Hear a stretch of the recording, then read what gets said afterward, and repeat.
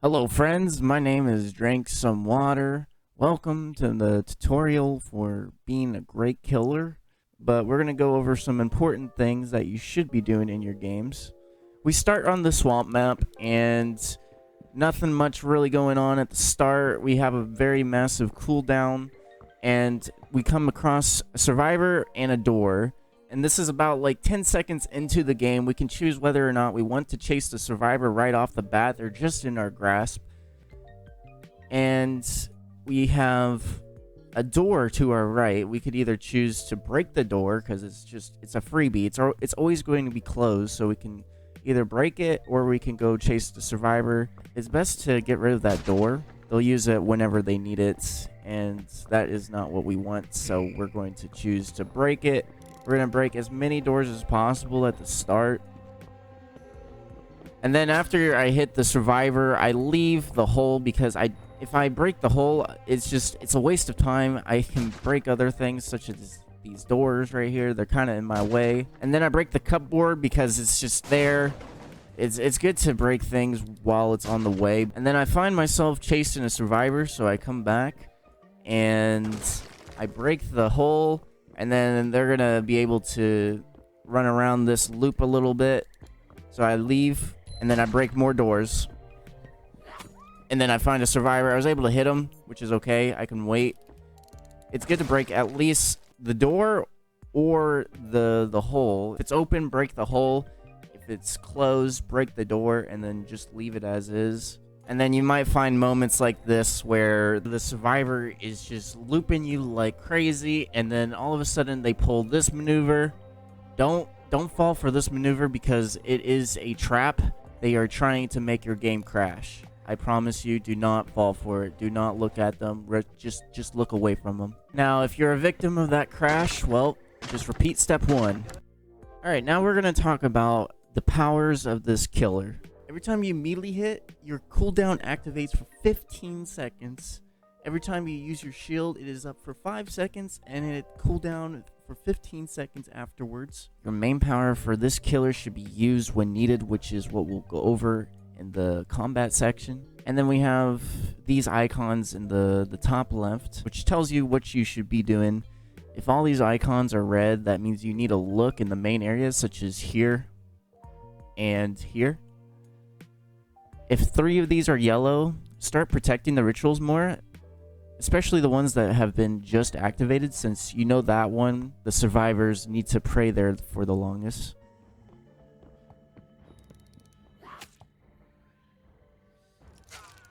So I received a kill, and this is some great pressure. I don't use my power just yet, my R ability. So instead, I decide to break more things, whether that be doors or more cupboards, and wait for that 10 seconds, because 10 seconds sounds better than 90 seconds whenever you use this ability. So I highly recommend this method.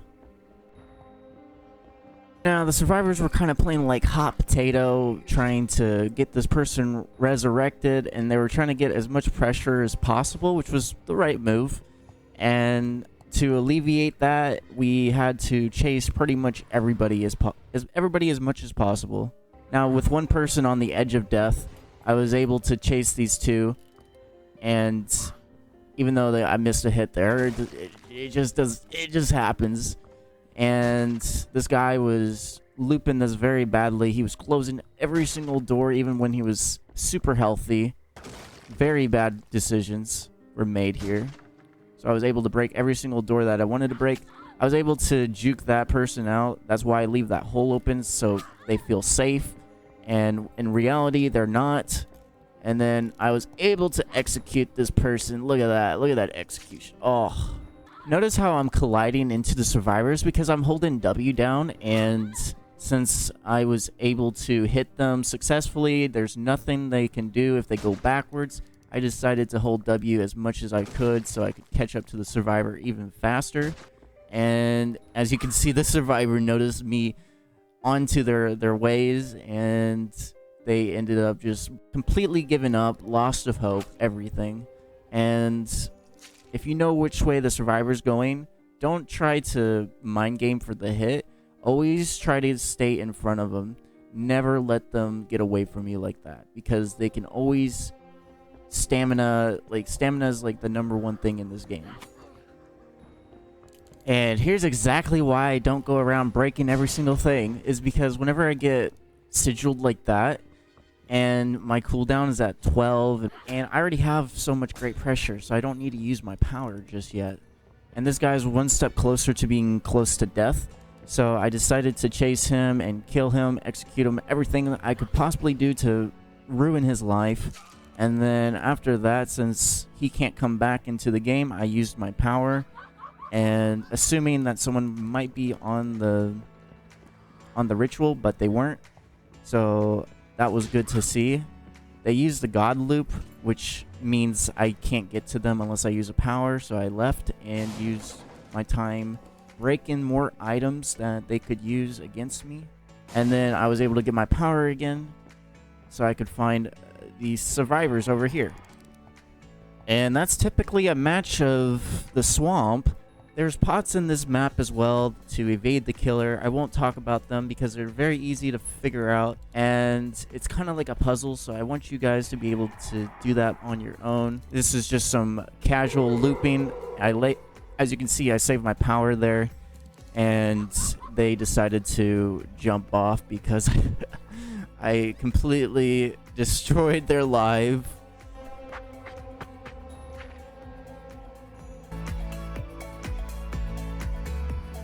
Typically, you spawn upstairs or downstairs. In this scenario, I actually spawn on the stairs, which is very, very rare. So if you spawn upstairs, start breaking the doors upstairs, or if you spawn downstairs, start breaking the doors downstairs. And typically, you want to destroy the doors upstairs because they are more stronger, because they have the survivors can drop down from holes. And downstairs you can't, so there's less options for them, and we want to destroy as many options as possible. That's why we destroy the doors at the start. Also, survivors spawn upstairs, so you'll always meet them. The easiest vents to figure out is the upstairs. The upstairs, if you know you're upstairs, the direction they're crawling towards is the room they're going to spawn into, and it's just going to be the room next to it. It's a very small vent. It leads to a hole. You have to run towards the hole. You have to run towards the hole because the hole will... They're most likely going for the hole. If they're not, and you don't see them there for the amount of time it would take them to go towards the hole, that means they're trying to juke around you and go for the doorway. And what you want to do is you want to... The hole is priority #1. Priority #2 is if they're not at the hole, turn around and go straight towards them. In this scenario, they don't. They go for the hole, and they managed to get hit because I was more focused on the hole as much as they were. Holes aren't the only thing that you gotta worry about.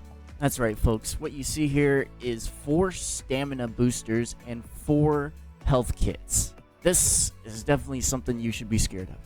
Apart from that, the next thing we're going to talk about is the venting in the more complicated spots. So if you see this marshmallow dude on the wall, it's always going to be on the left wall. And this is in the venting room. And this means that you want to go right to the right wall. And you'll see in the next couple seconds. So she vented, and now we go to this wall. And right here, you can see the word fish, and that means you need to go left if they vent through that way. If they go through one or the other vents, no survivor can go through the vent again. This very large room, there's a bunch of seats out here, and it's always going to be in the right room. So whenever you see the survivor vent, always go to the right. And then the same thing for whenever they are in this room, always go to the left. Whenever you see like this little medical operation, whatever this is, I don't really know. I'm sorry, I'm not a nurse or a doctor. Alright, and this is the last vent you need to know on this map. This is the bigger room. It has a clock that you need to look for, and if you see the clock, then go left. And otherwise, if you see this big poster right here, or you can look on the other side as well, and see on the left wall, there's like this green poster. If you see that, then you need to go right if they vent through this room. Okay, now we're in the combat section. We're talking about katanas and knives. And when we talk about those, don't try to dodge them by moving away from the survivor, because they get a lot of distance when you move away. So you might trigger them to leave, and you want to keep as close as possible to the survivor. So instead of leaving them, try dodging the swings by spinning in a circle. Or you could also try zigzagging, and that also works as well. Survivors can also pick up holy water, which blinds you. So if they make their first shot, then use your shield so that the second one won't blind you. Typically, holy water only has 2 charges, but it can also have 3 at some cases. So if you feel like they still have it in their hand, then it doesn't hurt to use your shield. And then there's also items that they can use that are very passive, such as the holy trap, the sigil, and also the energy drinks. The med kits you don't really have to necessarily worry about, because it's very unlikely that you come across a survivor healing. So don't worry about that. They're probably not in your sight. However, if a survivor does have an energy drink, you want to make sure that they use it and then leave, because if you have 4 survivors alive and you're chasing that one specifically, then you're most likely going to lose the game. Essentially, if anybody uses these passive items, you probably should leave them in most case scenarios.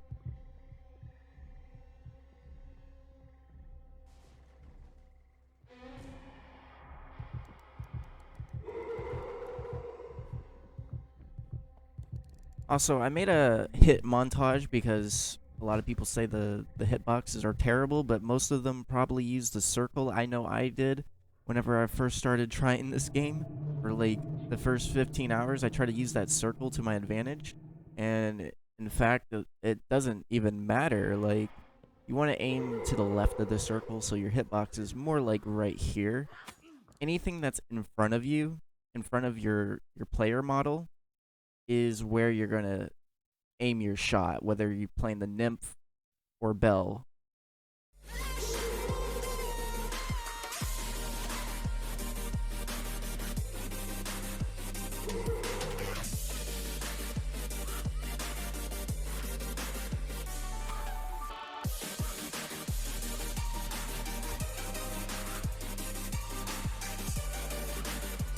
Oh yeah, and I also made a blinding montage. You want to try and swing whenever they blind you anyways, because there's really no downside, and you're going to be blinded for a very long time, especially in this moment.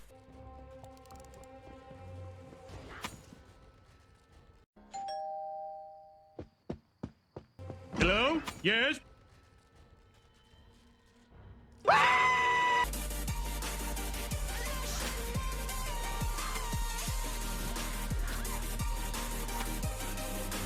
Alright, so this part we're going to talk about the shield a little more, on how to use it. Like, good moments to use it is whenever you don't know what the survivor has in their hands, such as like right now. This guy could spawn with a knife at any point, and you really have no indication of when he'll spawn with it. However, in this case scenario, he did spawn with it as soon as I killed him, so you'll see here. That's when he spawned with it, and then I just executed him, so I didn't even have to worry about it. And then in some case scenarios, you don't even have to worry about it, because as you can see, I got stunned by the trap here, and I was still able to successfully hit this person. You also want to be careful that you can go into people's blind spots, because the stairs, for example, on this map is very strong for blind spots. So always be sure to look to your left and right.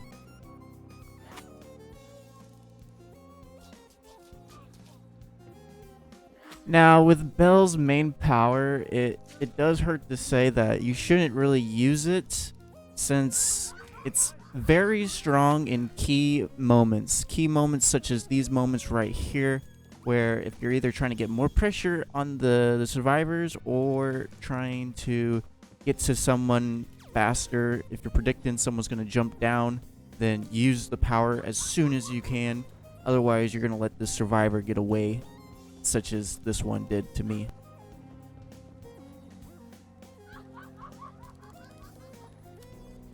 The phasing ability is really the ability that you should use on every single killer as many times as possible. Every time you get the chance to use it is the best chance you can use it. So really, you can make some very fun plays such as these ones. I'll probably just show some plays that I made when I was streaming this game on Twitch. Since, you know, there's the possibilities with this power are endless when you play with different killers, and if you get very unique, it will really help you in your matches. Just know that the green circle around you that you see is when they hear you, but they can always see you when you're in your phase. Waste some shit. Fuck, dude. Okay. At least she wasted 2 of those. That's pretty nice.